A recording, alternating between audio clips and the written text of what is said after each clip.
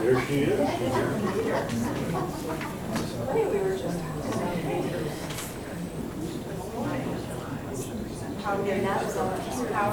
Good afternoon, everybody. Thank you for coming out today. Can everybody hear me? Yes. Is this good? Okay.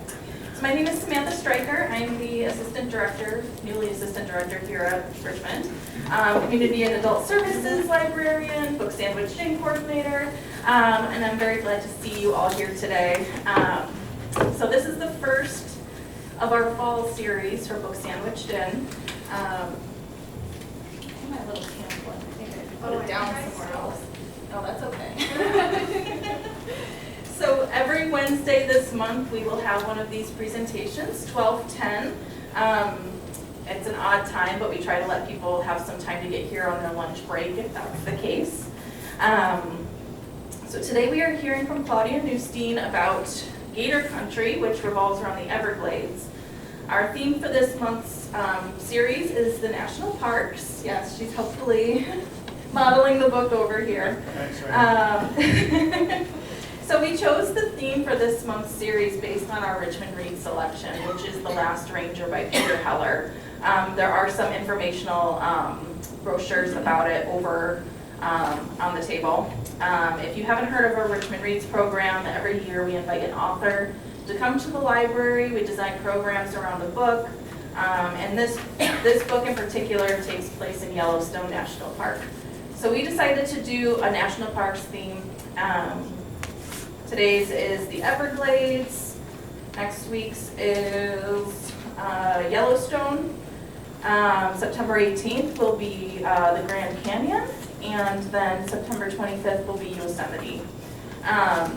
So we invite you to come for all of those. The whole series is sponsored by our friends of the library, and for that we are very grateful. All of our refreshments, our door prizes, all those fun things. If you didn't enter for our door prize, please do. Today's door prize is $10 to Settlers. So each week we'll have a gift certificate to a local lunch spot. So without further ado, I'm going to turn it over to Claudia, and she's going to present about Gator Country. Thank you so much. Can you guys hear me all right? Yes. Okay, awesome. I'll try not to get too close or too far from the microphone here. It's nice to meet you. My name is Claudia. I am the Conservation Education Program Coordinator for the Genesee County Parks. I was very excited and happy to be invited to join this series, because I actually went to my very first ever national park just this past spring. I was able to go to Yosemite for the first time. And as a parks person, a parks lover, it blew my mind. It was so amazing and special to be at one of our national parks. I have been to the Everglades. I searched high and low for a picture you all would have enjoyed, which was 13-year-old me standing next to an alligator with braces on my teeth, but I could not find it. But that was the last time I was in the Everglades, when I was 13, but I did get to meet an alligator. So I was very happy to have the opportunity to read this book. I'm excited to tell you a little bit about it. I'll start by explaining who I am and why I'm talking about this. Then I'll talk a little bit about the book, what it's about, some of the themes, and then I'd like to share how it connects to my work, and also hear from you if you have any questions or thoughts and discussion. I'm not a very formal presenter, so please interrupt me, raise your hand, ask me questions. We all have cookies and tea, so we can have a conversation together. Has anyone read this book, by the way? Amazing. I encourage you all to read this book. Is anyone a fellow non-fiction person? Because I don't generally read nonfiction. I love fiction. I love stories. I loved this book. I was very pleasantly surprised. The author, Rebecca, is a really great storyteller. It sucked me right into the story, and it's very, very well written. The way that she uses language, I really loved. So it was a quick read and a really great read. I felt like I was in the Everglades when I was reading it. The way she describes wildlife and plants and animals, it was really great. Okay, so I work for the Genesee County Parks. We have 2 parks in Genesee County. that we manage. Has anyone ever been to Genesee County Park and Forest? Awesome. Of course. That's great. That's my main place of work. I run the Nature Center. So I manage the Interpretive Nature Center that's there at the Genesee County Park, oldest county forest in New York State. So kind of a claim to fame that aligns with our national park system. And yeah, so I manage our volunteers, 2 of which are in this room right now. Three acorns are in this room right now. And I'll talk more about them as we go on in the presentation. And then we also do lots of programming at DeWitt Recreation Area. Has anyone been there before? Wonderful. Okay, awesome. So that's who I am. I'm a parks person. I've been in this position for almost a year now. But before I worked in parks, I worked at several different nature centers. I worked for state parks for a while. And I have also worked for a nonprofit organization that was focused on water restoration. So this book really connected with me both in the parks, but also in the way it talked about water, which I found was very interesting. So this is who we are, what we do at the Genesee County Parks. Our main mission is to help connect people in our community to our parks by providing educational and recreational opportunities, because we want everyone to feel that deep sense of connection to the amazing and really, really special natural resources that we have here in Western New York. Okay, so this is the book, Gator Country. Who has ever heard of the concept of like the Florida man? You guys heard of that? A couple of you? I saw it was in the description of this program. If you haven't heard of it, it's kind of, maybe it's a millennial thing, but if you Google Florida man, you will come up with a million different wild stories about the kooky things that people in Florida get up to, and it often involves alligators. Like, Florida man caught in Walmart with its pet alligator. I'm making this up. But things like that, very kooky stories about what goes on in Florida. And this book is all about both the wildlife community and the people community in Florida. I am not a native Floridian. Like I said, I visited a couple times, once to the Everglades, but it really was a great and interesting immersion into what it must be like to live in Florida and to be a part of that community.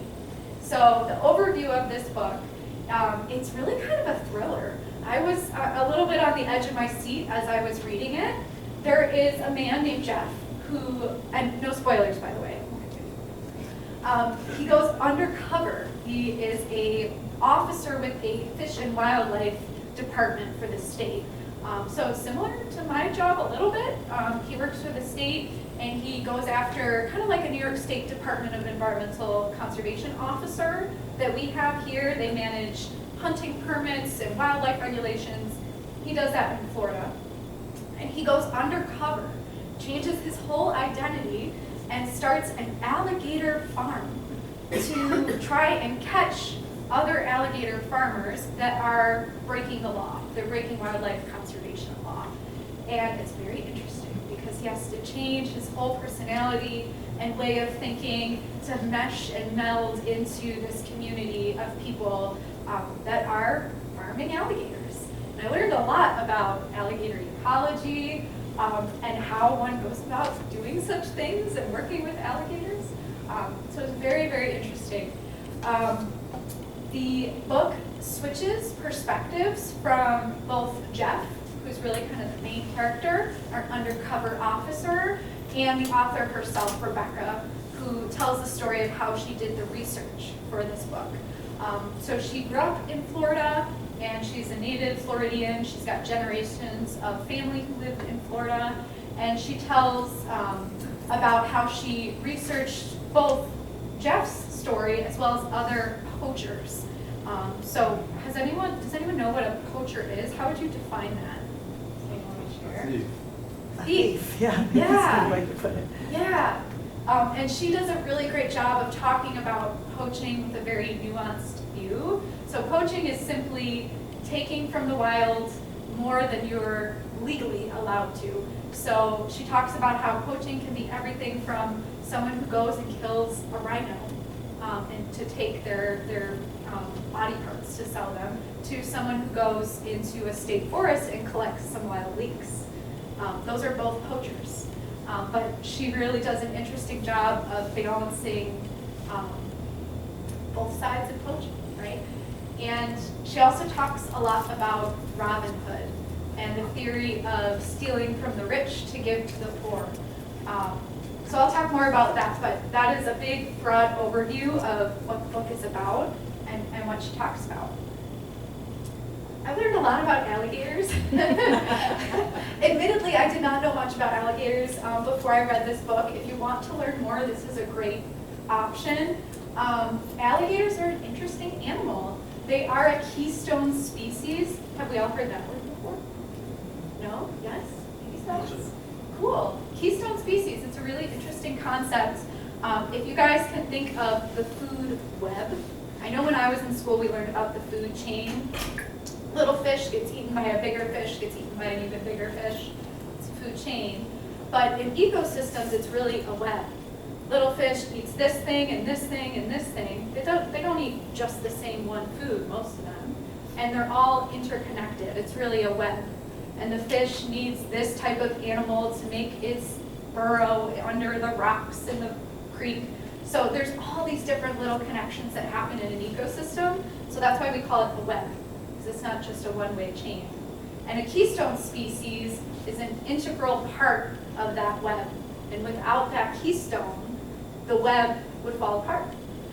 And that's what American alligators are. They're a keystone species. They're obviously a really big predator. So you can think about how that might have an impact on an ecosystem if you take away predator pressure. But one thing I learned that I didn't know before is their nesting habits have a lot to do with how they make an impact on their ecosystem. Similar to beavers that we have here in Western New York. Beavers make their own habitat, right? They build dams. American alligators dig burrows, both to keep warm, because they're cold-blooded, and to build their nests. And I learned that they leave those holes behind, and it's used by other species, invertebrates, other fish, in this freshwater ecosystem. And so the American alligator is a very interesting story because they were placed on the endangered species list in 1967. And after just a few decades of conservation efforts, they were actually taken off of that list. And so in connection to the story told in this book, there is legal hunting of alligators now. They're no longer endangered, and so legally people do hunt them, people do eat them. Has anyone been to the Erie County Fair? Have you eaten the alligator kebabs? No. I did try it. It wasn't awful. I will not do it again. I did have Gator gumbo when I was in Georgia. Oh, was it good? It was new. It was sort of like a rubbery chicken. Yeah. She makes a really good joke in the book that reminds me of someone selling gator jerky on the side of the road. And she was like, I don't know why someone would take an already tough and stringy meat and say, let's make it tougher.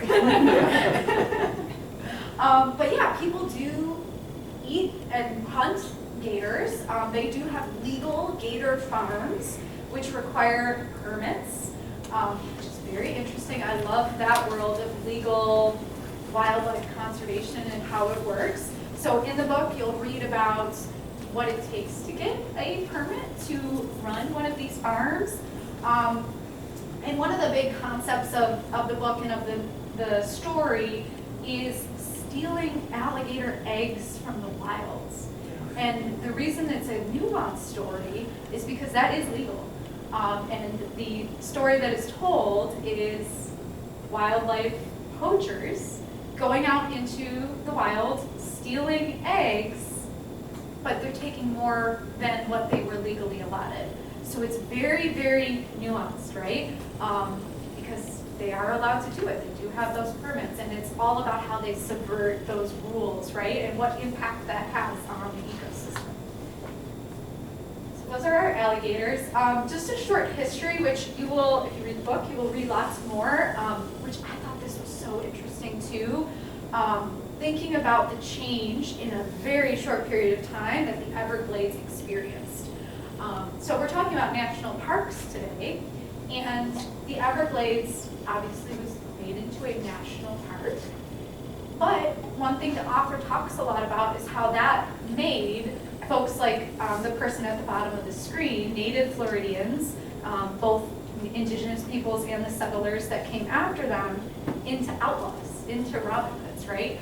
Because they were subsisting in this environment, which for decades, hundreds of years, was known as one of the most inhospitable places. It was the swamp.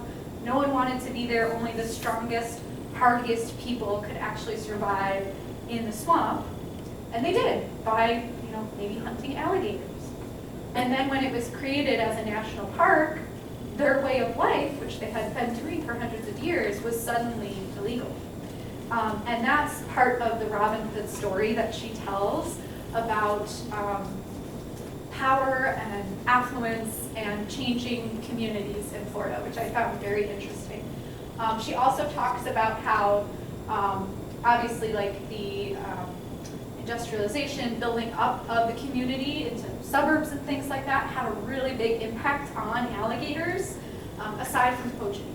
So poaching does negatively impact this keystone species, the alligator, but she makes the case that changing the physical environment, building homes, building Disney worlds, doing all these things, had an even more of an impact, right? Because they're taking away the habitat of that animal and changing the way that water moves and the way that water flows throughout that ecosystem.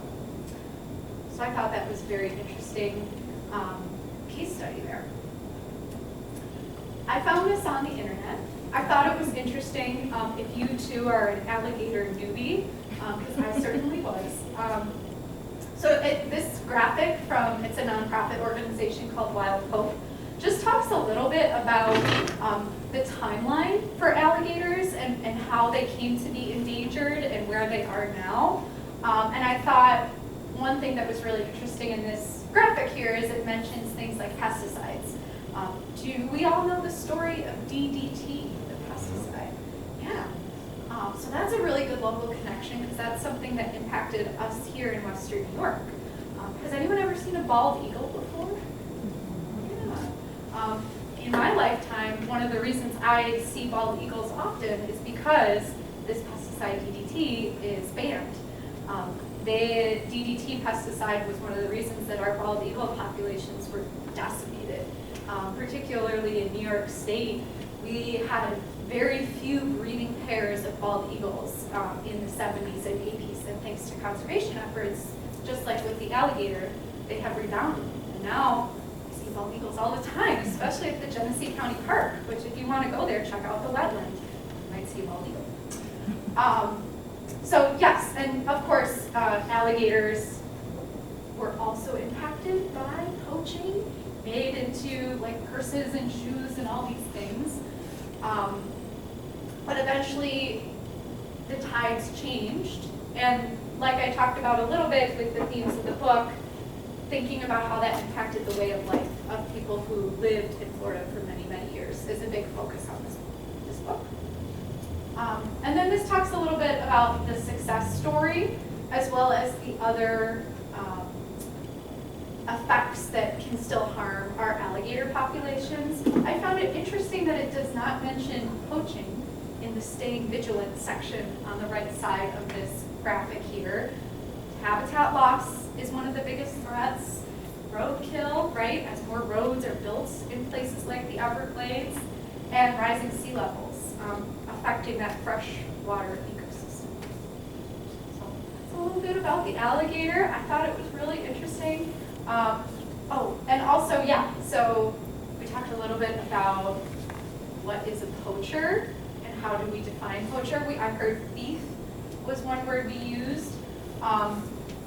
And she also tells the story in this book, and I won't spoil it, I promise, but she talks about Peg Brown, who has anyone heard of him? I had never heard of him. He is an infamous poacher. Kind of like the original Florida Man, running all over Florida in the 1950s and 60s, right around the time when alligator hunting and basically bamboozling the Fish and Wildlife Commission and stealing alligators from under their noses and continuing hunting them even though they told him it was illegal because it was his way of life.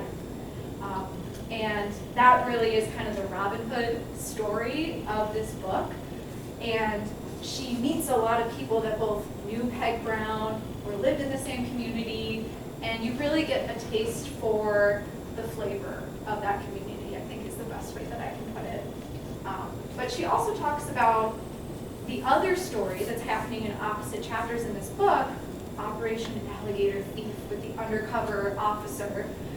And she talks about how the impact of this infamous, really well-known poacher, Peg Brown, was much, much less over 30 years than the folks that our undercover officer was investigating had in just 1 year. So that was kind of another dichotomy. You know, here's this Peg Brown that's known and, oh my gosh, he did such a damage to the environment. He did a really horrible thing. He was breaking the law. But here's these other people that had some of their permits, but they were kind of just, not really quite following the letter of the law, and they did, statistically, by the book, by numbers, way more damage to the population of these keystone species. So I thought I'd give that as an example of how this book is able to kind of juggle two things at the same time, and what does it mean to be legal versus illegal? Do we have to look at impact and history and how people live within an ecosystem and relate to the environment as a human being versus a business that's breaking the law. Okay, big themes in the book. She talks a lot about balance in nature, so I thought these were really pretty quotes. She says, "To be at odds with nature is to be at odds with ourselves. We as a species stand at a crossroads. We can choose to live with nature or against it. Our centuries of war with the swamp have shown that when we attack nature, nature will fight back, and both humans and nature will lose." And she also says that powers that serve to lose monetarily have presented us with a false dichotomy. To save nature is a choice for animals against people, but it's not. The equally false idea that humans are an invasive species is the other side of that coin. And I'll say I hear both of those often in my work at the Nature Center. People will come in, we'll get talking about invasive species, and they will say, I have heard people say, humans are the invasive species. And I've also heard that, people like hunters, who are some of the biggest conservationists I know, will come in and maybe have a different view of what it means to be a conservationist or an environmentalist. And I thought this book did such a good job of showing how there's a balance there. And we have all different types of people in our environmental movement, in the environmental world, who care about the environment. And there's all different ways that we can learn to live in balance and harmony with our ecosystems. Questions? Pretty cool. This is all right up my alley, so you guys chose a really good book for me to read. I wanted to make some local parallels. We live in the Great Lakes ecosystem, which, sorry Florida, we're the largest freshwater ecosystem in the world. So 30 million people get their drinking water from our Great Lakes. Does anyone know what watershed we're currently in? Does anyone know what a watershed is to start? Yes. Okay, what's a watershed? I love that hand. That's exactly it. Yeah. And that too, yeah. So it's where it's an area of land where all the water drains to the same spot. So here in Batavia, most of us in Batavia are in the Tonawanda Creek watershed. Does anyone know where Tonawanda Creek goes? Yeah. Niagara River. Niagara River, you got it. At DeWitt Recreation Area and the Genesee County Park, we are in the Black Creek watershed. Does anyone know where Black Creek goes? Yeah. Well, where it ends, I don't know where it ends. Oh, Ontario, Lake Ontario. Yeah, eventually Lake Ontario. It goes to Genesee River and then up into Lake Genesee Ontario. River. Yeah. Mm-hmm. So we're all of us in this room are a part of the largest freshwater ecosystem, surface freshwater ecosystem in the world, which is pretty cool. And we have our own species of special concern, endangered species, that I thought were a really, really interesting parallel. I used to work in Buffalo, and often I would go to the aquarium in Niagara Falls, and I would see the fish on the top picture. Does anyone know what fish that is? Sturgeon. Sturgeon, you got it, leek sturgeon. And they're a story that's very similar in my mind to the American alligator, a species that was once hunted and used for food, especially by indigenous people in the Great Lakes Basin. And then because of overuse, but also things like pollution and habitat loss, their numbers really declined. They were almost placed on the endangered species list, but not quite, because there's been a really big effort by different agencies, like the one that Jeff worked for in this book, to boost their numbers. You can also see them at the Fish and Wildlife Service at the Iroquois National Wildlife Refuge. They have some sturgeon there, which is really, really, they're very cute as babies. They're like this big. So cute. But they're one of the longest lived species of fish. They have a really interesting prehistoric history, and they're an important animal culturally to a lot of people, which is very cool. We also have things like the piping plover. I like cute animals. Another cute little bird that nests in our Great Lakes ecosystems, saw a lot of habitat loss, is also experiencing, conservation is working towards its protection and is on the rise. And then we have the spiny softshell turtle on the right there, which reminds me of alligators. I don't know why. I think you can probably see. And that's another animal that was really harmed by things like pollution, right? Because it lives in the water, and when you live in the water, you absorb the things in the water in your skin. So these are some of the parallels that we have in our ecosystems to what's happening in Florida and what happened in Florida. And there's also a lot of different questions about balancing humans and culture especially, and nature and protecting nature. And so I thought that was really interesting. Do you have any idea how old a sturgeon that size would be? That's a great question. I'm not sure, to be honest. I know a sturgeon expert could come in here and tell me, but I don't know. Yeah. I know they live long. It's a long time, yeah. Yep. And they're doing great in places like the Genesee River. That's places where they have released them, and off into the Great Lakes, which is pretty cool. Yeah. I did get to meet once the biologist who takes care of them at the wildlife refuge. And if you ever get a chance to go out there and talk to them, it's really cool. Okay, so just to make a last little connection before we open it up to questions and discussion, I wanted to talk a little bit about our work at the Genesee County Park and how it connects to this story of conservation and balancing nature and wildlife. So these are some of the things that we do at the Genesee County Park. You probably, if you've been to the park, have participated maybe in one of them, whether you've come to one of our programs, if you've rented a pavilion there and hung out, maybe had like a family reunion. You've probably seen the results of lots of forestry work at the Genesee County Park. Over the years, planting of thousands of trees. We have volunteer opportunities, and we do a lot of work with the community to give folks an outlet and a place to come and make a positive impact on wildlife and the ecosystem around them. So it's a little bit about what we do. We do this, well, we could not do this without the acorns. So you probably heard of the acorns, maybe? They're our friends group at the park. Go acorns. Oh my gosh. There you are. And that is the Association for the Conservation of Recreational and Natural Spaces, aptly named. And they're a part of everything that we do. I see an acorn at least every day at the park. Whether she likes it or not. It's true. And they help us with everything. So they're a part of the programs that we lead. They help us fundraise.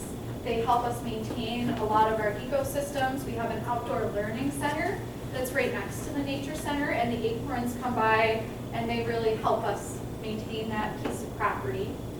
And they also do really fun events like music in the park. If you haven't been, it's a concert, a free concert at DeWitt Recreation Area. So there's lots of cool ways to get involved. If you're looking to get involved, I would highly recommend checking out the Acorns. It's really a community of people, and it's lovely. We do just fun Acorns only events too, where we'll go for a hike or go kayaking together, just for fun, just to connect with other people that enjoy the environment. So I did bring copies of their brochure, and it's right over there on that table. Buy the cookies. So when you're getting a cookie, you can always grab them. Yeah. How do you find the Virgin Swamp? Ooh, great question. I believe you have to connect with the Preservation Society. Am I correct in that? I've never been myself. You can walk in there. Oh, you can? Okay. I've done it once. Okay. During COVID, I did it once because I'd never been there and I wanted to find it. Yeah. And you can walk in there. I don't remember how. I can look it up. I know you can walk in there. Oh, okay. Yeah. There's a parking lot off of Hessen Taylor Road. What's the name of the road? Hessen Taylor Road. Yeah. Hessen Collar. And there's a parking lot there that you can sign in.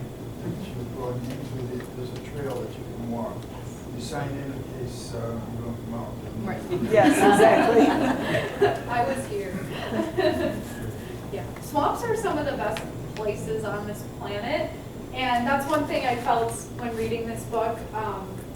It talked a lot about the importance of our wetlands and our swamps. And that's something we teach students and adults about all the time, is how wetlands are really, really, really important for human beings.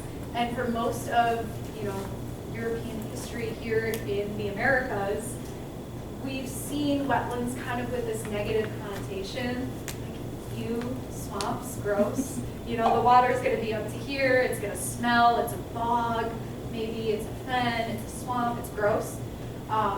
When in reality, they're really important. And so for much of our history, we've kind of paved over swamps. I think about the Galleria Mall. Has anyone been to the Galleria Mall in Buffalo? That is built on top of Scajaquada Creek and the wetlands that were once surrounding Scajaquada Creek, which Scajaquada Creek was the original source of drinking water for the city of Buffalo.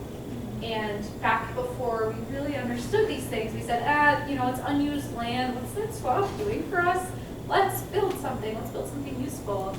And it turns out that has a really negative impact on the water quality that we need to drink, and that wildlife needs to use. And so there was a really interesting parallel there with the book and what we're currently experiencing here in Western New York, and why it's so important to protect our wetlands.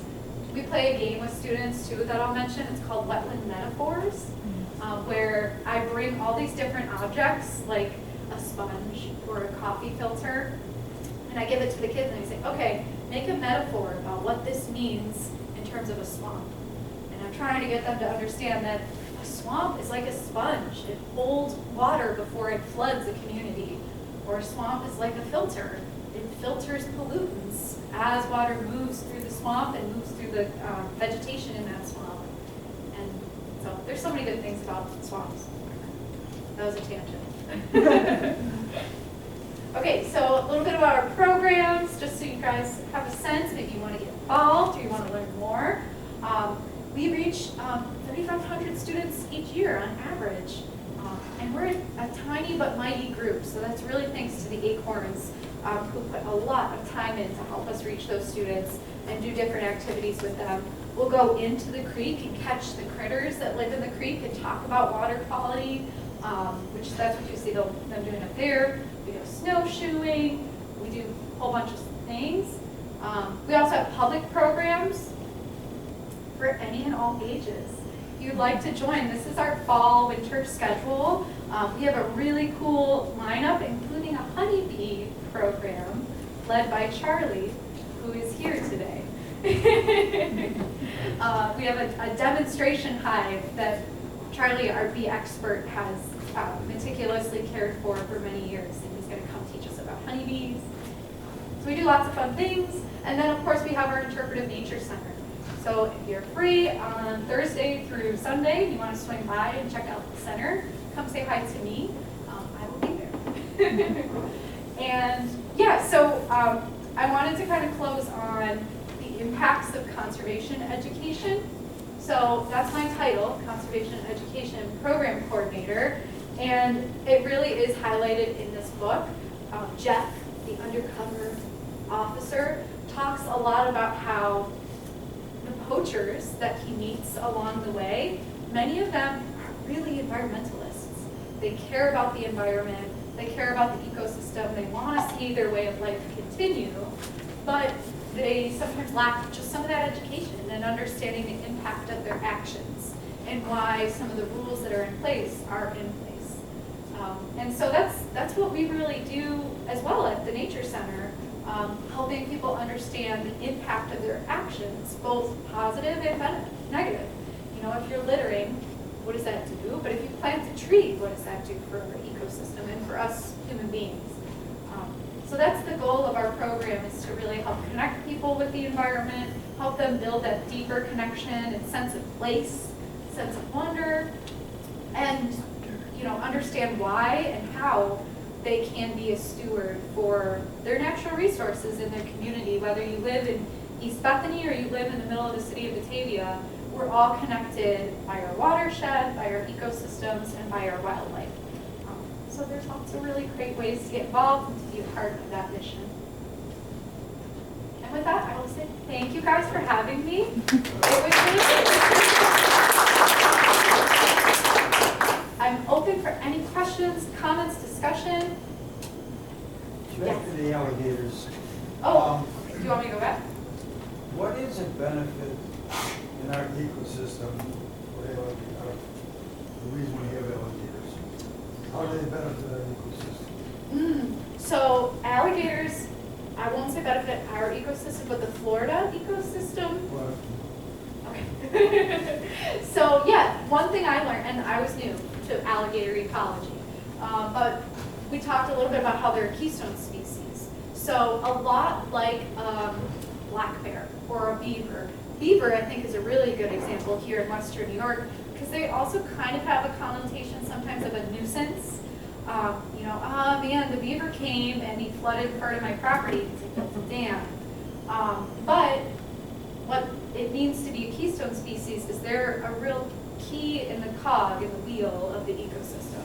And if you take them away, all the interactions that they have, both with the biotic biology of that ecosystem, the other plants, the animals, and the abiotic, the soil on the ground and the rocks and the stones, you take away that interaction, and that has a big impact on everything else.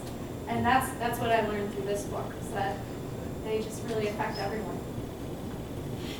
Does that make sense? Yeah. So I'm about halfway through the book. I don't know, does she get into, we've all heard about like the issue with invasive species, boa constrictors, things like that are threatening the ecosystems in the Everglades. Does she get into that at all in the book? Not really. She really focuses on the alligator, which is a native species. Right. She does mention some things like when alligators get into places that they're maybe not welcome, like pools and ponds and things like that. But yeah, that's a whole other issue that could be, I think, a whole nother book of invasive species that are having an impact on the ecosystem. And it's another reason why keystone species are so important, because they're kind of holding it together while invasive species are coming in and they're throwing a wrench in every plan that every species makes. So, yeah. I have two questions actually. Yeah. On one of the slides, it referred to them also as sentinel species. Yep. What is that term? Ooh, good question. So my understanding of sentinel species is a little bit like what do you call it? Canary in a coal mine, where right? Like they are the first species to make a ruckus when things are wrong.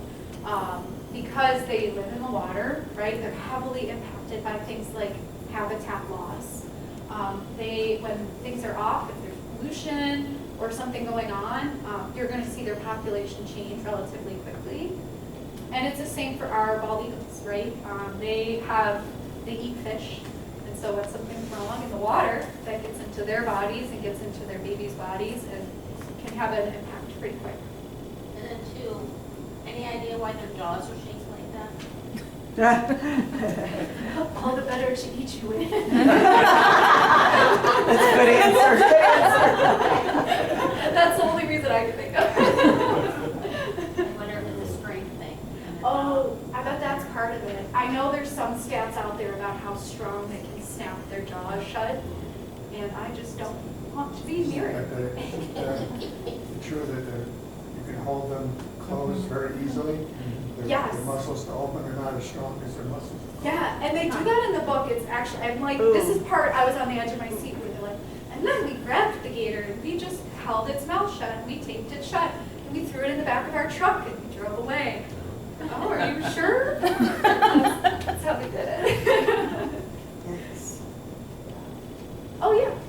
Did you ever hear anything further about that alligator that man had for like 17 years and then they stole it from him? It's Hamburg, Hamburg, New York. And then nobody ever followed up on it. Nobody told us whatever happened to the poor alligator and the man who loved him. I thought about that the entire time I was reading this book. I remember reading that story. If you haven't heard it in the news, it was a very interesting story, a local story of a man who had a permit to have an alligator. And she talks a little bit about permits to have these as exotic pets, which the author says is not a great idea. But someone did have a permit similar to that, I'm assuming, to have an alligator here in Western New York, and they took it away because he wasn't following the rules with his permit.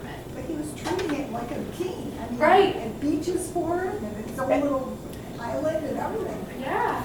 I know a little bit more Do you? about that. Okay. Because it was in Hamburg, and we have a daughter that lives in Hamburg. Oh, yeah. He had a permit, but the permit lapsed and he didn't renew it. He had it illegally.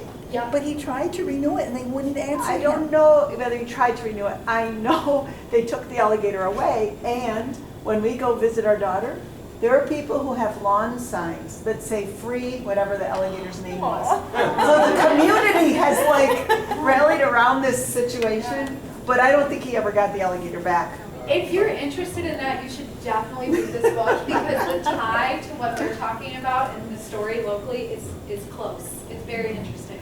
I've read that he's in an alligator farm in Texas someplace. Oh, that's where the They- alligator went? They take care of Yeah. him there. That's where they Yeah. take care of him. Yeah. Yeah. He's I safe. wonder if an undercover officer is taking care of it at the alligator farm. At the beginning when you said like the Florida man and you gave the example of going into a store with his pet alligator, I did look up something real quick. There was a Florida man in 2018 who took an alligator under his arm and brought him into a liquor store for a beer run. And then Sam just found one of Somebody with their pet alligator in a cart at Walmart, so, Oh my- yeah. It does happen. Yeah. Crazy, Yeah. crazy. Imagine walking onto an airplane and somebody's got their comfort alligator. Oh dear. I would have no comfort in that. No. When I was in retailing, I was part of my area was a pet store, and we sold small alligators, but they called them caimans. Oh, yeah. What is the difference That is, Yes. between alligator and caiman? yeah. Related, Like different fine species. turtle. Yeah, so different creature altogether, although related. Yeah, just like crocodile, alligator, caiman. I found a really interesting graphic that I didn't include on all the different types of reptiles that are related and where they are, like a range map.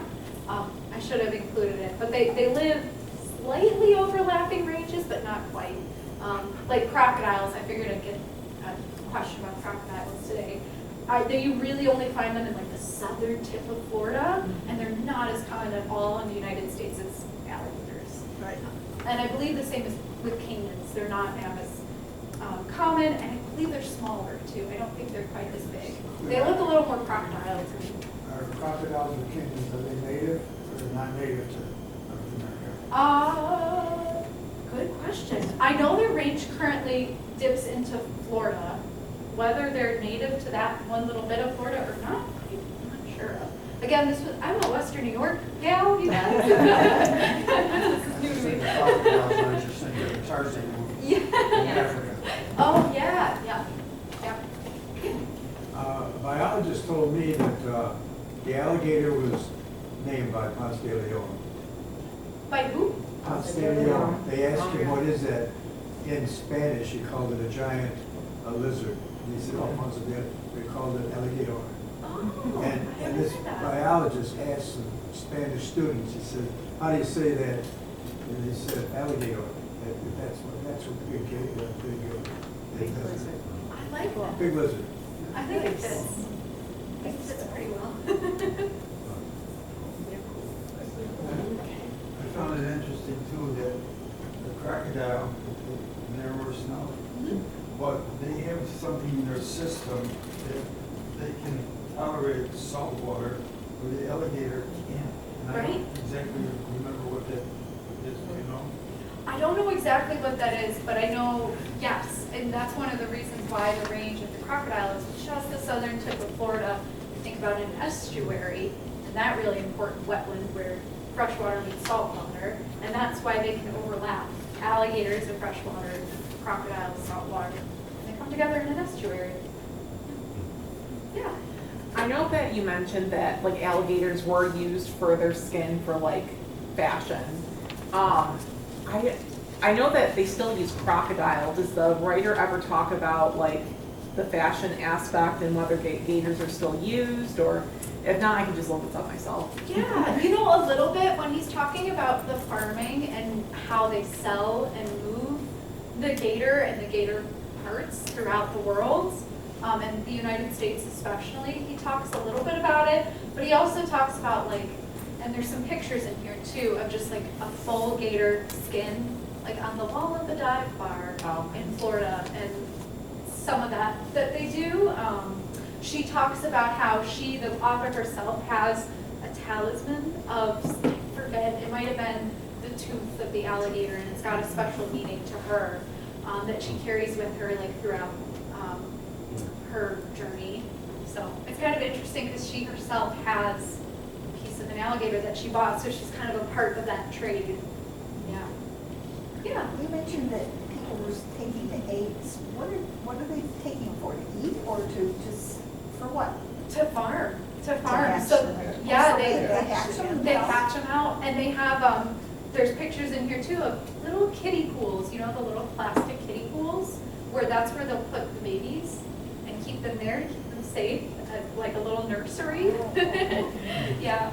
Yeah. Just kind of talking about that, like I said, I'm about halfway through the book, and I thought it was interesting. We think of gators as these big, tough creatures, but they very rarely will breed in captivity, and so that's why the farmers have to go out and take the eggs from the wild.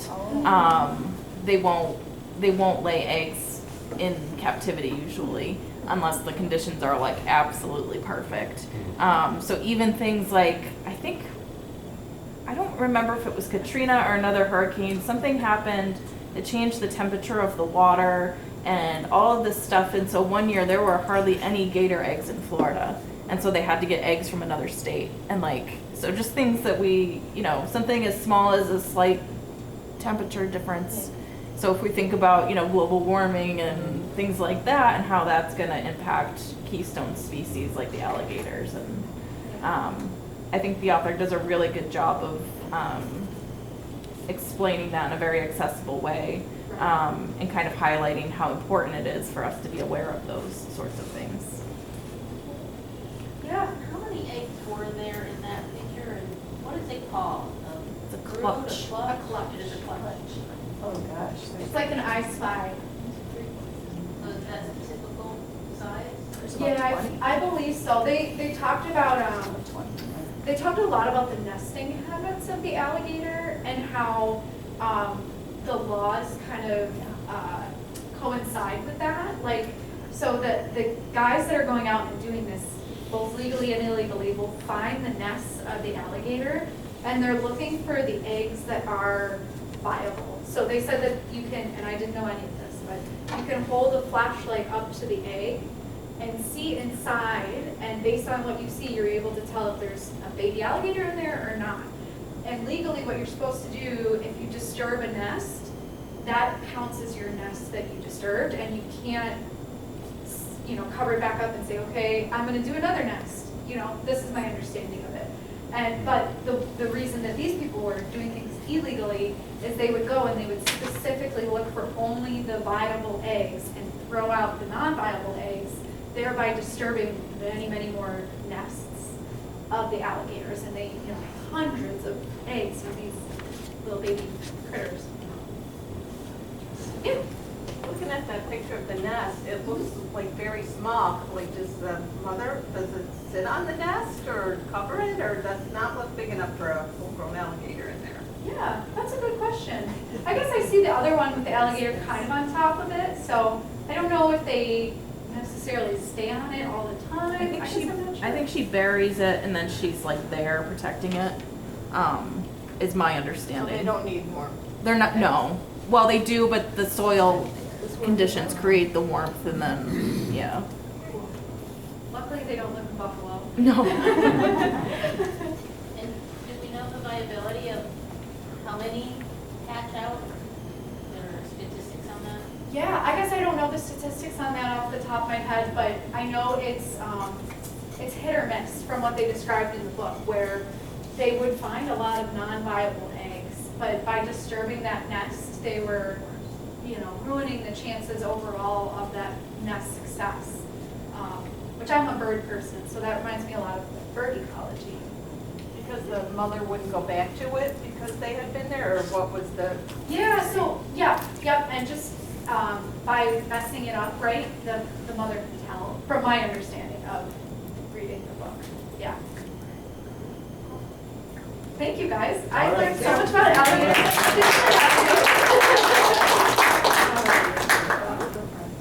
That was wonderful, thank you. Yeah, it's definitely a very interesting read and gets into all those, like you said, of the nuance of, we think of national parks in one way and then, but what about the people that are displaced by national parks and their way of life and all of those things. So the question of right and wrong is kind of out the window. It's more, way more complicated than that. So thank you, that was wonderful.